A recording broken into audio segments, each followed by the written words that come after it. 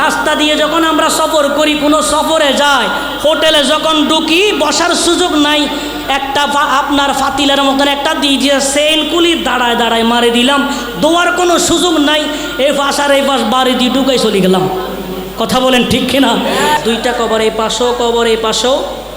রসুল ভিতরে না উপরে? যাবো না, ভিতরে না উপরে?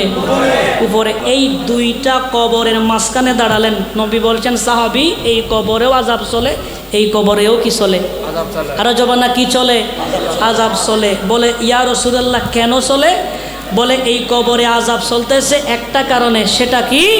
বলে সেই কারণটা হলো সে প্রস্রাব করার পরে তিনি পবিত্রতা অর্জন করতো না। জোরে বলি নাউযুবিল্লাহ। এখন আমরাও কি করছি, এমনভাবে ভ্যান করছি, সেন খোলার সুযোগ আছে, পুরোটা খোলার সুযোগ আর জোরে বলেন না, সুযোগ নাই। যত পারেন রাস্তাঘাটে ময়লা আর থাকে না। রসুল বলছেন পুরুষেরা চুলগিরার উপরে পড়ো, মেয়েরা চুলগিরার নিচে পড়ো।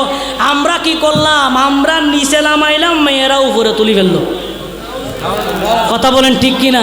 তো আমার ভাই আমার বদ্দা রাস্তা দিয়ে হাঁটি যায়, রাস্তায় আর কোনো ময়লা থাকে না, ফ্যান্ডের সাথে চলে যায়। কথা বলেন ঠিক না বেঠি? এরকমও যুবক আছে না নাই? আরো যৌবন আছে না নাই? রাস্তা দিয়ে যখন আমরা সফর করি, কোনো সফরে যাই, হোটেলে যখন ঢুকি বসার সুযোগ নাই, একটা আপনার ফাতিলের মতন একটা দিয়ে সেন কুলি দাঁড়ায় দাঁড়ায় মারে দিলাম, দোয়ার কোনো সুযোগ নাই, এই পাশ আর এই পাশ বাড়ি দিয়ে ঢুকাই চলে গেলাম। কথা বলেন ঠিক কিনা? এরকমও যুবক আছে না নাই? আমার নবী বলেন সাহাবী শোনো, এই কবরের আযাব হয়, সে প্রস্রাব করে কি হইতো না? পবিত্রতা অর্জন করতো না, এই জন্য কবরে আযাব হচ্ছে।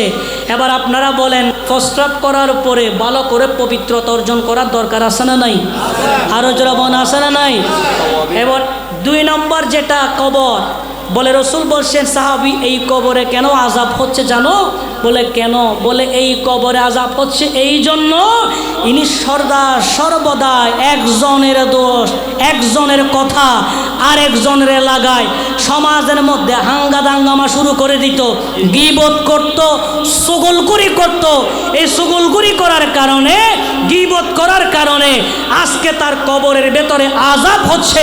মিশকাত শরীফের হাদিস, নবীজি বলছেন সাহাবী শোনো, যারা গীবত করবে, চুগলখড়ি করবে, একজনের কথা আরেকজনের লাগিয়া সমাজের মধ্যে দাঙ্গা সৃষ্টি করে দেবে, প্রস্রাব থেকে পবিত্রতা অর্জন করবে না, তাদের চক্ষু বন্ধ হওয়ার সাথে সাথে কবরে ঢুকিয়ে দেওয়ার পরে 40 কদম আসার সাথে সাথে কবরে বাটাম বাঁধানো শুরু হয়ে যাবে।